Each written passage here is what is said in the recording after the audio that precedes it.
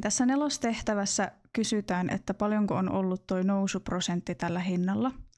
Eli tässä on se vanha hinta, tässä uusi hinta ja tuossa, että paljonko se erotus on.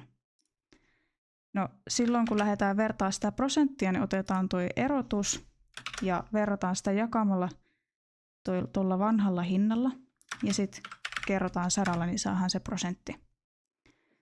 Sitten näissä seuraavissa on ihan sama periaate, että verrataan tätä erotusta tähän vanhaan hintaan. Mutta koska ollaan Excelissä ja se on ihan tismalleen sama kaava, niin voidaan vaan ottaa tuosta nurkasta kiinni, vetää tähän, niin se laskee meille ne valmiiksi tänne ne kaavat.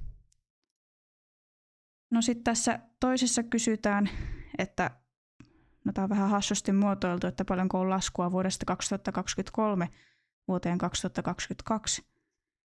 Ja siinä sitten kans tätä erotusta verrataan siihen alkuperäiseen hintaan, eli tähän hintaan. Ja kerrotaan 100. Ja ihan samalla tavalla otetaan tuosta nurkasta kiinni ja se laskee noi kaikki, ne lasketaan kaikki samalla periaatteella.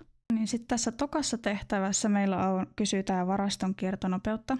Ja meille on annettu tässä alkuvarasto, paljonko on ollut ostoja ja sitten toi loppuvarasto. Niin se, että paljonko on ollut ainekäyttö, me saadaan sillä, kun ynnätään tämä, että mitä siellä on alun perin ollut, siihen mitä on ostettu, ja sitten siitä vähennetään tuo loppuvarasto. Tuon verran on käytetty yhteensä sen ajan aikana. Sitten keskiarvo otetaan, ja nyt täytyy olla tarkkana, koska keskiarvo lasketaan ynnäämällä ja sitten jaetaan se sillä niiden lukujen määrällä, niin täytyy laittaa sulkeet. Otetaan toi alkuvarasto ja loppuvarasto, sulku kiinni, ja sitten ne jaetaan 2. Ja sitten toi kierto saadaan siten, että otetaan toi ainekäyttö ja jaetaan se nyt tällä keskiarvolla. Niin toi on nyt se kiertonopeus. Ja sitten tämä viimeinen luku saadaan ihan vaan sillä, että otetaan nämä päivät, eli niitä nyt on tässä tehtävässä 28, ja jaetaan ne sitten tällä kiertonopeudella, niin tässä on nyt tämä vastaus. Tässä harjoituksessa sitten halutaan myyntikatetta 65% ja asiakkaalla on käytettävissä rahaa ruokaan 65 €. Sitten kysytään, että paljonko voivat olla verottomat raaka-ainekustannukset. No, meidän täytyy ensin tästä bruttomyynnistä tietenkin vähentää se vero, että voidaan laskea tuo myyntikateprosentti. Niin silloin ihan normaalisti vaan jaetaan se 1,35, kun on kyse elintarvikkeesta. Ja sitten kun tiedetään, että tämä liikevaihto on aina 100%, niin voidaan jakaa se 100, että saadaan tietää paljonko 1% on. Ja kun kysyttiin 65, niin kerrotaan se sitten sillä, saadaan tuo myyntikate. Sitten nuo verottomat raaka-ainekustannukset saadaan ihan vain sillä, että tuosta liikevaihdosta miinustetaan tuo myyntikate. Sitten tässä kakkostehtävässä valmistetaan 65 asiakkaalle siikakeittoa. Sitä siikaa tulee siinä keitossa olla 70 grammaa per asiakas ja sen painohäviöprosentti on 60. Paljonko sitä silloin täytyy yhteensä tilata? No me tiedetään, että tämä on nyt 40% siitä kokonaisluvusta. Että me saadaan tietää tuo painohäviö, eli 60%, niin me otetaan tuo 70% ja jaetaan se silloin sillä 40 ja sitten kerrotaan tuolla 60, mitä tässä haettiin. Niin sen verran on se painohäviö. Me saadaan tietää, että paljonko se yhteensä on, kun plussataan toi 105 ja 70 yhteen, niin ton verran yhdelle asiakkaalle täytyy tilata. Sitten kun kysyttiin 65 asiakasta, niin kerrotaan se sitten vaan tuolla 65. Ja tää on nyt sitten grammoina ilmoitettu tämä määrä, että sen voi nyt sitten vielä muuttaa kilogrammoiksi. Sitten tässä kolmosessa on kyseessä alkoholi. Ja sen hinta on asiakkaalle 9,60 ja sen veroton sisäänostohinta, eli toisin sanoen ne raaka-ainekustannukset on sitten 2,85. Kilpailu kiristyy ja konjakin hintaa lasketaan eurolla. Paljonko ravintola menettää myyntikatetta? No ihan ensiksi meidän täytyy laskea tietenkin tuo liikevaihto. Niin kun on kyseessä alkoholi, niin se silloin jaetaan 1,255. Ja voidaan tehdä tälle uudelle hinnalle ihan tismalleen sama asia. Ja sitten toi myyntikate taas saadaan sillä, että tuosta liikevaihdosta miinustetaan nuo raaka-ainekustannukset.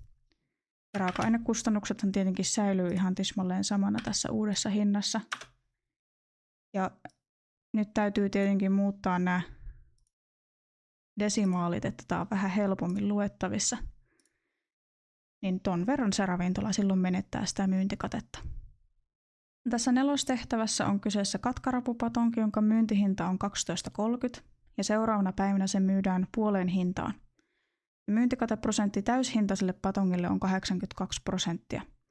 Niin paljonko silloin ravintola menettää myyntikateeuroja verrattuna täyteen hintaan myytäviin patonkeihin? Meidän täytyy lähteä liikkeelle siitä, että lasketaan tämä liikevaihto, eli poistetaan se vero siitä jakamalla 1,135, kun on kyse elintarvikkeista. Ja sitten tiedetään, että toi myyntikateprosentti täysihintaiselle patongille on toi 82%. Niin sitten kun me tiedetään, että tämä on nyt se 100%, niin jaetaan se sillä 100 ja kerrotaan 82. Niin silloin tietenkin raaka-ainekustannukset on toi liikevaihto miinus tämä myyntikate. Ja voidaan saman tien täältä nyt muuttaa noi desimaalit vähän järkevämmäksi. No sitten seuraavana päivänä se myydään puoleen hintaan, eli tämän voi vaikka kertoa 0,5 tai sitten jakaa 100 ja kertoo 50. Ja sitten täytyy huomata, että nuo raaka-ainekustannukset säilyy tismalleen samana. Nehän ei muutu siitä hinnanlaskusta huolimatta yhtään mihinkään. Ja liikevaihto tälle voidaan laskea ihan samalla tavalla jakamalla se 1,135. Niin silloin saadaan tämä myyntikatteen määrä siten, että otetaan tuosta liikevaihdosta nuo raaka-ainekustannukset pois. Niin silloin ton verran se ravintola menettää niitä myyntikateeuroja. Sitten tässä viimeisessä tehtävässä asiakkaalla on käytettävissä ruokailuun rahaa 48 € ja ravintola haluaa myyntikatetta 60%. Paljonko saa olla verolliset raaka-ainekulut? No ensin täytyy tietenkin lähteä tuosta liikevaihdosta liikkeelle. Eli ruuasta on kyse, niin jaetaan se silloin 1,135, että poistetaan se vero. Sitten myyntikatetta haluttiin 60%, niin silloin tämän luvun voi joko kertoa 0,6 tai ihan niin kuin ollaan muissakin tehtävissä tehty, niin jaetaan 100 ja kerrotaan 60. Ja sitten kun tiedetään tämä liikevaihto ja myyntikate, niin voidaan nuo verottomat raaka-ainekustannukset saa ihan vaan kun miinustetaan. Ja tässä tehtävässä nyt on väärä prosentti, mutta nuo verolliset kustannukset saadaan ihan vaan sillä, kun kerrotaan se 1,135. Tästä voi nyt sitten muuttaa nämä desimaalit taas vähän järkevämmän näköiseksi, niin tuossa on se vastaus.